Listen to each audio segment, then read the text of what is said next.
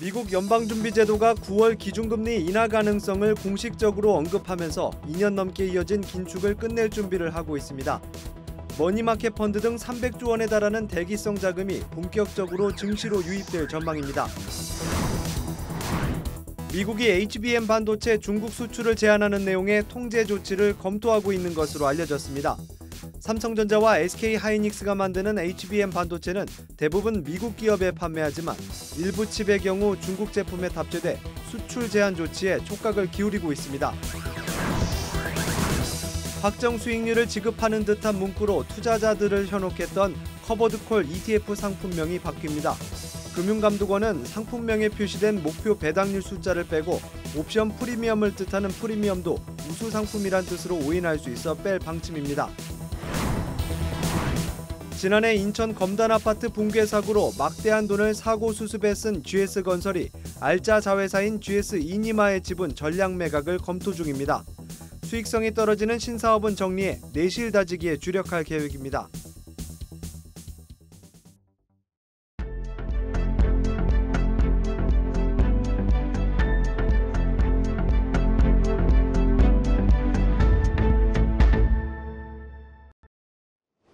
뉴스플러스 시작합니다. 미국 연방준비제도가 9월 기준금리 인하를 공식화했습니다. 2년 넘게 이어진 미국의 고강도 긴축이 막이 내릴 전망입니다. 증권부 최민정 기자 나와 있습니다. 최 기자, 7월 기준금리도 역시 이제 동결이었죠. 네, 맞습니다. 시장의 예상대로 7월 미국 기준금리는 동결됐습니다. 제롬 파월 연준 의장은 기자회견을 통해서 9월 금리 인하를 공식화하기도 했는데요. 8월 의장은 이제 9월 열리는 다음 회의에서 정책 금리 인하가 논의될 수 있다면서 경제가 기준금리를 낮추기에는 적절한 지점에 근접하고 있다는 게 FOMC의 대체적인 인식이라고 전했습니다. 4년여 만에 처음으로 금리가 내려가게 되는 건데요. 투자자들 사이에서는 연내 3회 인하 기대감도 커졌습니다. 시카고 상품거래소 페드워치에 따르면 12월에 75bp 내려갈 가능성은 74.4%에 달합니다.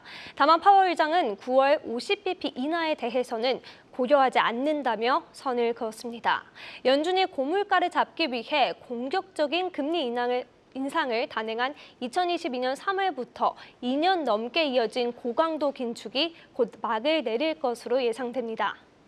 네, 시중금리는 이미 내려가기 시작해서 지금은 고금리 상품을 찾아보기 힘듭니다. 그런 만큼 증시 주변에 대기성 자금이 늘었을 것으로 보이는데 어떻습니까? 네, 언제든지 증시에 들어올 수 있는 이 CMA와 MMF의 잔액은 전날 기준으로 288조 원으로 이 300조 원을 육박합니다. 연초와 비교해서는요, 45조 원 불어난 건데요. CMA는 단기 금융 상품에 투자한 수익을 고객에게 지급하는 상품으로 자유로운 일출금이 가능하고 하루만 맡겨도 이자를 받을 수 있어 증시 대기 자금으로 여겨집니다. 최근 CMA 잔액은 86조 원을 기록하면서 관련 통계 집계 이후 역대 최고치를 기록하기도 했습니다. 이 시중은행의 파킹 통장 금리가 연 2%대로 떨어지다 보니 연 3%대인 CMA로 돈이 몰리고 있는 거죠. 초단기 금융 상품으로 현금이나 마찬가지인 MMF 설정액 역시 1월과 비교해 35조 원이 늘며 200조 원을 돌파했습니다. 금리 인하가 가시권에 들어오면서 300조 원에 달하는 대기 자금이 본격적으로 증시에 유입될 것으로 기대됩니다. 네, 파월 연준 의장의 금리 인하 공식화 발언에 이제 미국 증시는 크게 뛰었지만 우리 증시 같은 경우는 예상보다 환호하지 않았습니다. 특별한 이유가 있습니까? 네, 맞습니다. 오늘 코스피에서 외국인은 4천억 원 이상 순매수했지만 기관과 개인은 주식을 팔았기 때문입니다. 우리 증시 투톱인 이 반도체주가 차익실현 매물 등으로 힘을 쓰지 못한 영향인데요. 다만 전체 시장을 보는 이 증권가의 시각은 긍정적으로 바라보고 있습니다. 삼성증권은 상단을 3,050선으로 증권사 중에서 제일 높은 코스피 전망치를 내놓았고요. 이는 오늘 종가 비교해서 코스피가 10% 가까이 오를 수 있다는 분석입니다. 다른 증권사들도 상단을 2,900대로 내다보고 있습니다. 삼성증권은 업종 구성이 유사한 대만과 비교해 코스피가 과도하게 눌려있는 상태라며 보완율 수혜가 예상되는 수출주와 밸류업 수혜 기대감이 큰 금융주를 중심으로 이 증시 대응을 해야 된다고 내다봤습니다. 남아있는 일정에도 주목할 필요가 있는데요. 네. 파월 의장이 현재 수준의 물가를 유지해야 된다고 강조한 만큼 이 물가 지표를 통해 향후 금리 인하의 방향성을 가늠해 볼 수 있기 때문입니다. 9월 FOMC에 대한 연준의 확실한 방향은 오는 22일부터 열리는 미국 잭슨홀 미팅을 통해 확인될 것으로 보입니다. 네, 잘 들었습니다. 증권부 최민정 기자였습니다.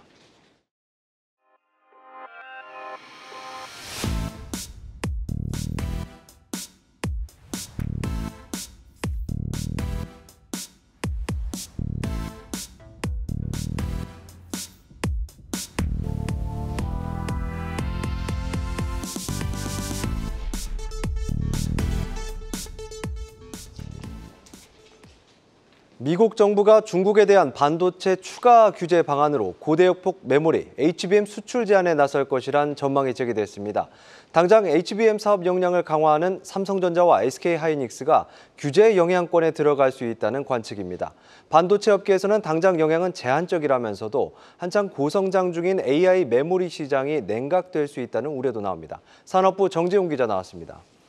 정 기자, 몇 달 전부터 관련 소식이 계속 들려왔었는데 이제 정말로 수출 제한이 좀 임박한 것으로 보입니다. 그렇습니다. 이제 지난 6월이었죠. 블룸버그 통신에서 한번 이 HBM과 삼성전자가 파운드리에서 활용하고 있는 게이트 올 어라운드 공정에 대해서도 미국이 대중국 수출 규제에 나설 수 있다라는 관측이 있었는데 네. 점점 이 수출 규제 조치가 구체화가 되는 좀 모습입니다. HBM으로 좀 좁혀지고 있는 그런 모습인데요.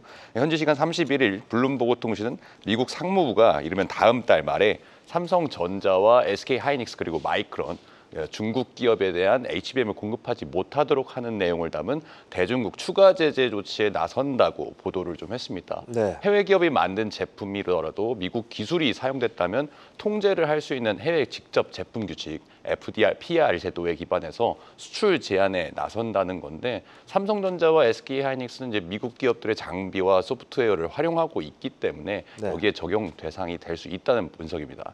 외신은 최종 결정이 내려진 건 아니라고 전했습니다. HBM 단일 제품을 규제할지 엔비디아가 만들고 있는 예를 들어서 가속기 묶음 전체를 금지할지는 아직까지 정해지진 않은 상태입니다. 네, 중국의 AI 반도체 싹을 자르겠다 이런 미국의 의도로 보이는데 한창 HBM 공급량을 늘리고 있는 우리 기업들에 대한 그 영향에도 관심이 좀 가고 있습니다. 어떻습니까? 그렇습니다. 이제 미국의 대중국 수출 반도체 수출 규제가 벌써 2년 전이죠. 2022년부터 이제 제정이 됐었는데 이유는 이겁니다. 국가 안보와 정책적 이익 보호를 목표로 한마디로 이제 중국의 반도체 산업이 미국의 국가 안보를 위협하기 때문에 이거를 좀 규제하겠다 이런 뜻으로 볼 수 있는데요. 2022년 10월부터 이런 통제 조치를 단행했고요. 지난해 제대 대상 기업에 중국의 인공지능 반도체 기업들이 좀 추가가 되면서 네. 통제 조치 자체도 매년 강화되고 있습니다. 중국 기업들이 최근 자체 HBM 기술 개발에도 열을 좀 올리고 있는 그런 상황이라고 볼 수 있는데요. 네. 중국 내 1위 D램 기업이죠. 창신 메모리가 최근 HBM 칩을 고객사에 시연한 게 그 대표적인 좀 예라고 볼 수 있습니다. 기술력은 우리나라 기업들에 비해 지금 한 HBM2 정도를 만들고 있다고 하니까 네. 한 8년 이상 뒤떨어졌다고 평가받지만요. 미국 규제에도 보란 듯이 중국 화웨이가 다시 부활을 하지 않았습니까? 그렇죠. 자체 칩을 만들어서 부활을 했기 때문에 이 영역도 AI 메모리 영역도 당연히 안심을 할 수 없는 그런 상황이라고 볼 수 있는데요. 대중국 HBM 수출 통제에 대해서 아직 구체적인 방안이 나오지는 않았기 때문에 우리 기업들이 여기에 대해서 분위기를 좀 파악하면서 삼성전자와 SK하이닉스도 좀 관련 내용을 예의주시하고 있는 상황입니다. 네. 다만 현재 HBM 공급 물량이 대부분이 이제 AI 가속기 시장의 한 80% 이상을 엔비디아가 장악하고 있고 나머지도 AMD 이런 쪽이기 때문에 네. 미국 테크 기업들의 우리 HBM이 좀 집중이 되고 있습니다. 따라서 대중국 수출 통제가 당장 나선다고 하더라도 우리 기업들의 실적에 영향을 미치는 건 좀 적다는 분석입니다. 네, 그래도 최근 지금 엔비디아로부터 승인을 받은 삼성전자의 HBM3가 지금 중국용 제품에 탑재되죠. 예상보다 강도 높은 규제라면 향후 AI 메모리 공급을 확대하는 측면에서는 좀 걸림돌이 될 수 있겠다. 이렇게 볼 수도 있을 것 같은데 어떻습니까? 그렇습니다. 이제 직접적으로 수출 통제를 받는 거는 사실 엔비디아죠. 네. 엔비디아가 지금 주력 제품인 H100 같은 경우에는 중국에 수출을 할 수가 없습니다.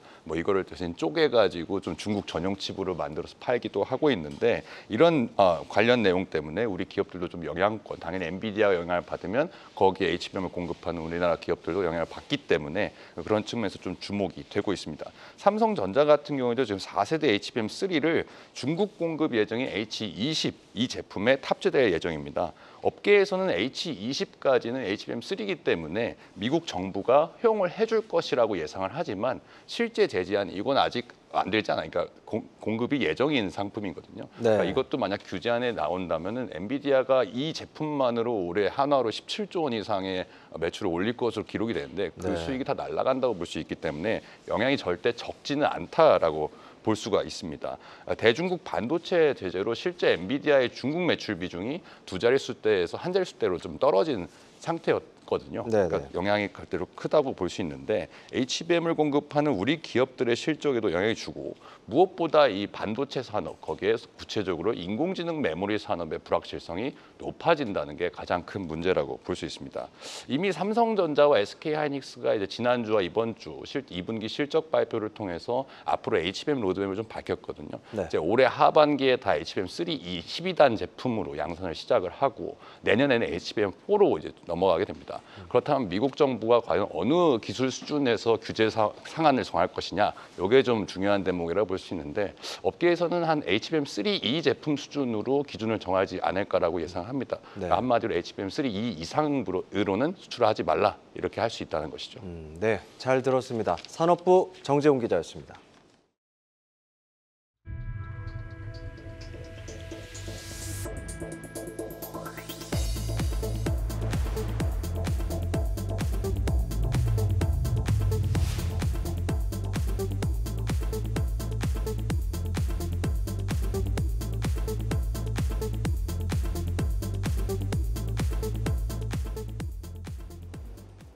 매달 고배당의 분배금을 지급하는 커버드콜 ETF에 올해 2조 원이 넘는 개인 자금이 쏠리고 있습니다.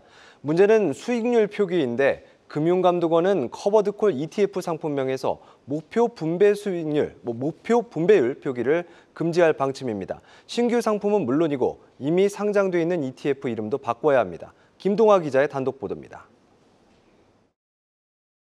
커버드콜 ETF 상품명에 표시된 목표 배당률이 사라질 전망입니다. 현재 커버드콜 ETF 상품에는 12%, 15%와 같이 목표로 하는 연배당 수익률이 명시돼 있습니다. 운용사가 내세운 목표일 뿐 확정된 수익이 아니지만 투자자들이 오해하기 쉬운 부분입니다. 금융감독원은 커버드콜 ETF 상품명에서 수치를 제외하기로 내부 방침을 세우고 운용업계와 논의 중인 것으로 확인됐습니다.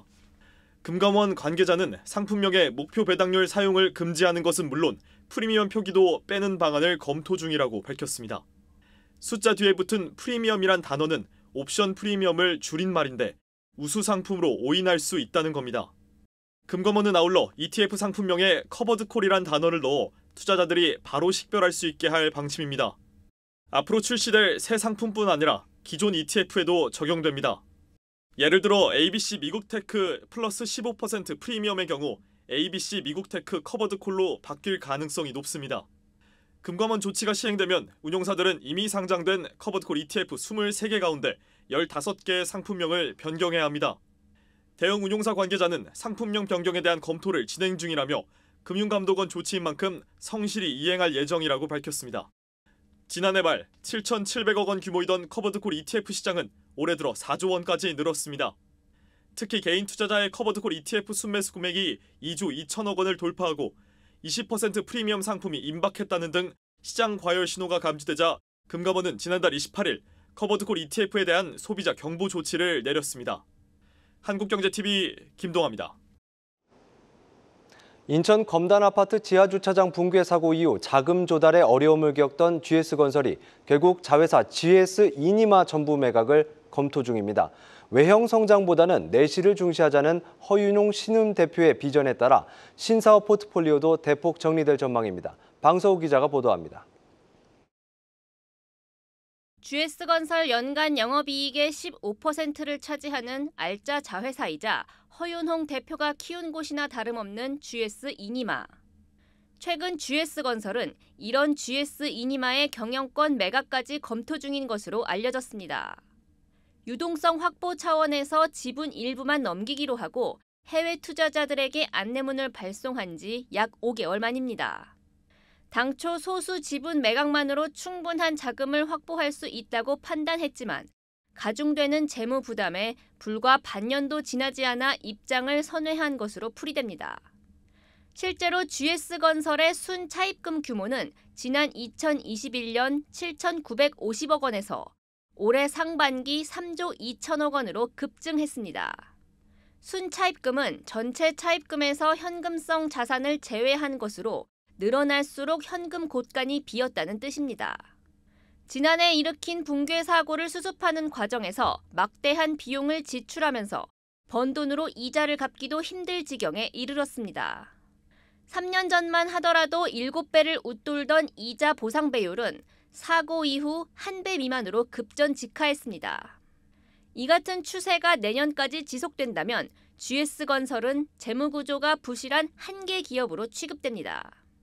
이에 GS건설은 중장기적으로 차입금 규모를 줄이기 위한 군살 빼기에 집중한다는 계획입니다. 모듈러 주택과 해외 개발 사업은 꾸준히 추진하되 GS 이니마를 비롯한 다양한 신사업은 방향성을 고민하며 정리 수순에 들어갈 전망입니다. 회사는 외형 성장보다는 내시 중심의 수익성 확보를 통해 안정적 성장을 도모해 나갈 것이며 또한 리스크 관리 체계를 강화해 GS건설을 더욱 단단하고 고도화된 회사로 만들어 나가고자 합니다. 증권가에서는 GS 이니마의 기업 가치를 2조 원으로 보고 매각을 결정한 이상 신속히 진행해 분기당 수백억 원씩 나가는 이자 부담부터 줄여야 한다고 분석했습니다. 한국경제TV 방서호입니다. 셀트리온의 자가 면역 질환 치료제 짐펜트라의 미국 판로가 더 커졌습니다. 미국의 3대 처방약 급여 관리 회사 중 2곳에 모두 등재된 건데요. 셀트리온은 남은 한 곳의 회사와도 가까운 시일 내에 계약을 체결할 계획입니다. 김수진 기자입니다. 셀트리온이 오늘 미국 3대 처방약 급여 관리 회사 중 한 곳과 짐펜트라 등재 계약을 마쳤다고 밝혔습니다. 이로써 셀트리온은 3대 PBM 중 2곳과 계약을 마치게 됐습니다. 지난 3월 미국에서 출시한 짐펜트라는 궤양성 대장염, 크론병 등 자가 면역 질환에 사용하는 치료제. 기존의 약물은 정맥주사 제형이지만 짐펜트라는 환자가 집에서 투여 가능한 피하주사 제형이라 미국에서 신약으로 허가받았습니다. PBM은 미국 의료보험 시장에서 처방약 보험 처리를 담당하기 때문에 가능한 많은 PBM 처방집에 등재되는 게 의약품 판매에 유리한 구조. 전체 시장의 80%를 차지하는 3개 업체는 익스프레스 스크립트, CVS 케어마크, 옵텀 RX입니다. 지난 4월에는 익스프레스 스크립트와 짐펜트라 등재 계약을 체결했는데 이번에는 CVS 케어마크, 옵텀 RX 중 한 곳과 등재 계약을 체결한 겁니다. 셀트리온은 3개의 업체 모두의 등재를 노린다는 설명입니다. 셀트리온 관계자는 한국경제TV와의 통화에서 남은 한 곳의 대형 PBM과도 가까운 시일 내 짐펜트라 등재 계약을 체결할 계획이라며 이곳과 긍정적인 방향으로 협의하고 있다고 말했습니다. 3개 PBM에 모두 등재되면 최대 의약품 시장인 미국에서 짐펜트라의 본격적인 처방 확대가 이뤄질 전망. 관련해 서정진 셀트리온 회장은 미국의 염증성 장질환 환자 30만 명의 절반에게 짐펜트라를 공급하는 게 목표라며 짐펜트라의 최종 매출 목표치가 4조 5천억 원이라고 밝힌 바 있습니다. 한국경제TV 김수진입니다. 주요 시중은행의 주택담보대출 잔액이 7월 한 달 새 7조 5천억 원 넘게 증가한 것으로 나타났습니다. 금융당국 압박에 은행들이 가계대출 금리를 몇 차례 인상하며 대응했지만 대출 수요를 막기엔 역부족이었습니다. 추가적인 대출 규제가 나올 것이라는 관측도 나옵니다. 경제부 김예원 기자와 자세한 얘기 나눠보겠습니다. 김 기자, 이번에 7월 은행들의 가계대출이 올 들어서 가장 많이 늘었다고요?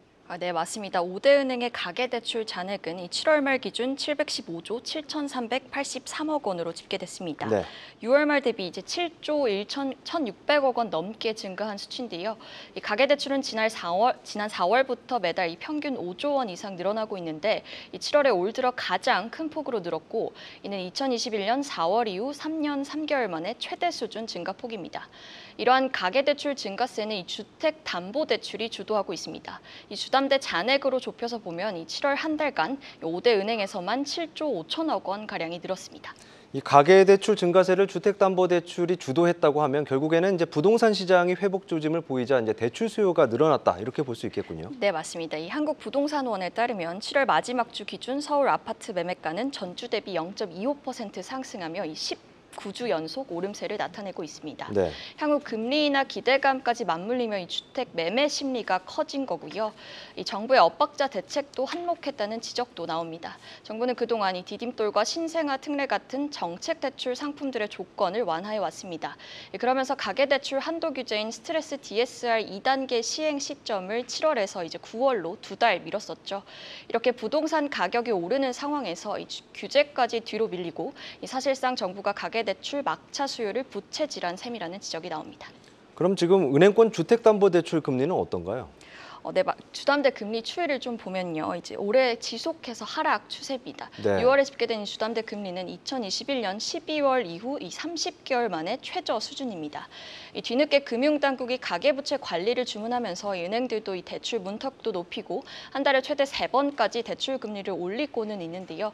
실제 시중은행과 인터넷은행을 합쳐 이 7월 한 달에만 14차례 금리 인상을 단행했습니다. 그런데도 이 대출 금리가 하락하는 것은 이 기준금리 인하 기대감에 은행채와 코픽스 등 주담대 지표 금리가 전반적으로 떨어지고 있어서입니다. 실제 이 고정형 주담대 금리 산정에 쓰이는 은행채 5년물 금리는 6월보다도 더 떨어졌습니다. 은행들이 잇따라 가산금리를 올리고는 있지만 이 시장금리 하락세를 방어하기에는 역부족인 겁니다. 네, 이 은행들이 가산금리를 올리는 속도보다 시장금리가 떨어지는 속도가 더 빠르다는 거네요. 오늘 4대 경제금융당국의 수장이 모인 비상거시경제금융회의에서도 가계부채 관리를 강조했습니다. 정부의 대책이 추가로 나올까요? 네, 오늘 회의에서 최상목 경제부총리는 이 가계부채 하향 안정화 기조를 좀 확고히 유지하겠다고 밝혔는데요. 네. 추가적인 대책이 나온 건 아니고요. 이제 정부는 이제 정책 대출에 한해서도 금리 조정을 단행했고, 이 밖에도 이 DSR 규제 범위를 전세 대출로 확대하는 등 이 추가적인 방안도 고민 중인 것으로 보입니다. 일각에서는 이 당국이 2021년 은행별로 대출 한도를 지정하고 이 초과시 영업을 중단시켰던 가계대출 총량제가 부활할 수 있다는 전망까지 나왔는데요. 이에 대해 오늘 김병원 신임 금융위원장은 이 정량적인 기준을 가지고 조치하는 것은 기계적이다. 경험상 적절하지 않은 것 같다며 부정적인 견해를 밝혔습니다. 향후 나올 부동산 공급책과 더불어 이 정부 정책도 좀 더 지켜봐야겠습니다. 네, 잘 들었습니다. 경제부 김예원 기자였습니다.